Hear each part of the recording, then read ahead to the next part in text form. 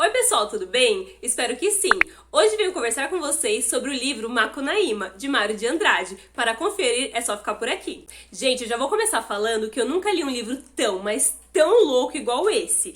Esse livro foi escrito em 1928 e conta a história de Macunaíma, um índio da tribo Tapanhumas, da Amazônia, e a sua trajetória em busca do Muiraquitã, dado a ele por si, que é a mãe do mato. Interrompida diversas vezes por episódios secundários inspirados em algumas lendas, essa busca pelo talismã o leva até São Paulo. A obra é uma combinação de espaços, dialetos e elementos populares, bem ao gosto do programa modernista, mas também é uma crítica à face negativa da brasilidade. O protagonista, preguiçoso e sensual, a um só tempo índio, negro e branco, é a metáfora da formação de um povo sem nenhum caráter. Mas afinal, quem é Macunaíma? Macunaíma é o pior dos piores sem caráter. Ele é mentiroso, preguiçoso, manipulador, vingativo, ladrão e o pior de todos, ele é estuprador. Sim, porque se a mãe do mato que deu Muiraquitã pra ele foi antes estuprada por ele e só depois de muita luta com violência que ele conseguiu o que queria. E depois disso, com o consentimento das duas partes, eles chegam a se envolver e chegam até ter um filho. Várias coisas nesse livro já nos chocam, mas gente, pra mim essa foi a pior, porque depois de tudo isso que ela passou, ela ainda chega a aceitar ele, ou seja, ela aceitou o estuprador. Eu vou até abrir um parênteses aqui com vocês. Eu tenho um livro infantil aqui na minha casa que é sobre contos de fadas, é uma adaptação. E um desses contos de fadas é o conto do Rumpelstiltskin, que pra quem não sabe, é um que o moleiro tem uma filha e aí ele começa a comentar lá no povoado dele que essa filha dele consegue transformar palha em ouro. E aí o rei escuta esses boatos e fica super interessado. E o que ele faz? Ele pega essa garota, a trancafia no castelo e a obriga a transformar as palhas dele em ouro. Só que ela só consegue esse feito com a ajuda do Rumpelstiltskin. E o rei a mantém presa por vários anos. Até que depois de um tempo na história fala que ela se casou com o rei e teve um filho com ele.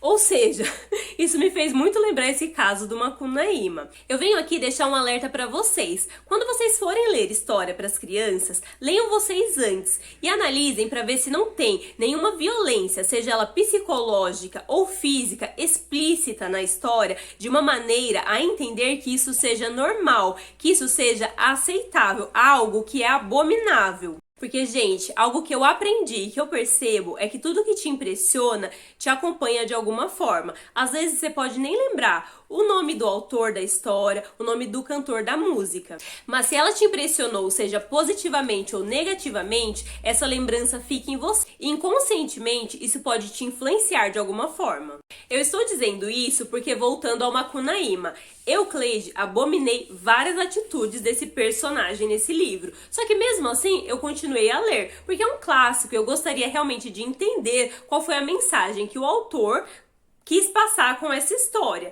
Só que uma criança, se você estiver lendo uma história para ela, ela não tem esse filtro, ela não tem essa maturidade. Então, dependendo se realmente aparecer lá uma violência, seja ela explícita ou não, aquilo pode ficar inconscientemente na criança e ela fica achando que é algo natural, que é algo normal aceitar aquilo, sendo que é algo abominável. Porque, gente, eu conheço algumas histórias infantis que sim, tem alguns teores assim que são bem questionáveis. Então, por favor, fica um alerta aqui pra vocês se atentarem a isso. Claro que na escola e na biblioteca nem sempre é possível, mas vale orientar a criança para que seja questionado sobre determinadas atitudes dos personagens, para que ela traga esses fatos pra vocês e juntos vocês possam conversar sobre o que é aceitável ou não. Mas enfim, voltando ao Macunaíma, ele já é sexualizado desde criança. Mostra um garoto que não tem respeito pelas mulheres, que se metamorfoseia e ganha a forma de um homem adulto, onde tem relações sexuais com diversas mulheres,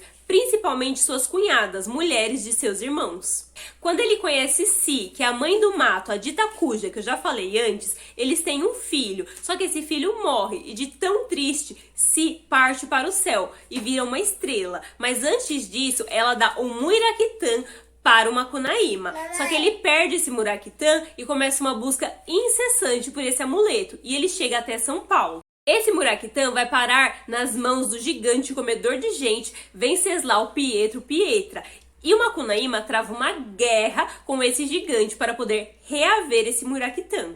Só nessa confusão de reaver esse Muiraquitã, o Macunaíma morre umas 3 vezes, mas sempre volta à vida de uma maneira bem inusitada. Lembrei que quando ele está vindo para São Paulo, ele passa dentro de uma cova cheia de água, e essa cova cheia de água é encantada. Quando ele se banha lá, ele fica branco dos olhos azuis. Um de seus irmãos fica da cor do bronze novo. E o último irmão, que é o terceiro irmão que está acompanhando ele nessa vinda para São Paulo, só consegue encostar as palmas das mãos e as plantas dos pés, dando assim a entender como foi formada as 3 etnias do Brasil, que é o branco, o índio e o negro. Macunaíma conhece e se encanta com São Paulo do começo do século XX, com suas máquinas a vapor, com suas indústrias, e também se encanta pelas prostitutas que lá trabalhavam. É tanta coisa doida, surreal, atemporal que acontece no enredo da história que o autor usa muito de sátiras, de momentos cômicos, ao meu ver, para dar uma leveza na história.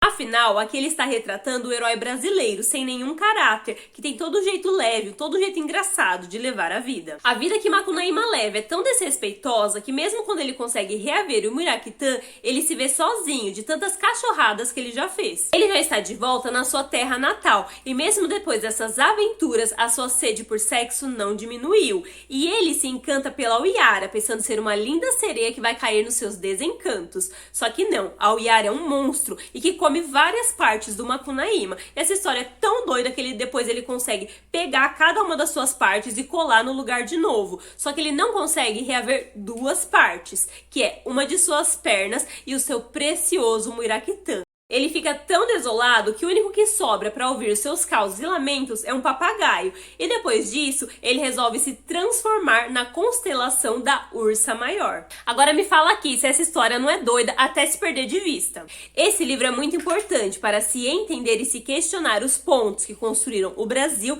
e sua gente, sua cultura e sua identidade étnica. Um capítulo que eu achei muito interessante é o Cartas para Icamiabas, onde o Macunaíma ironiza falando que o Brasil é um país tão rico que tem 2 línguas, uma para falar e a outra para escrever. E outras 2 frases que são a marca registrada desse herói sem nenhum caráter são: "Ai, que preguiça!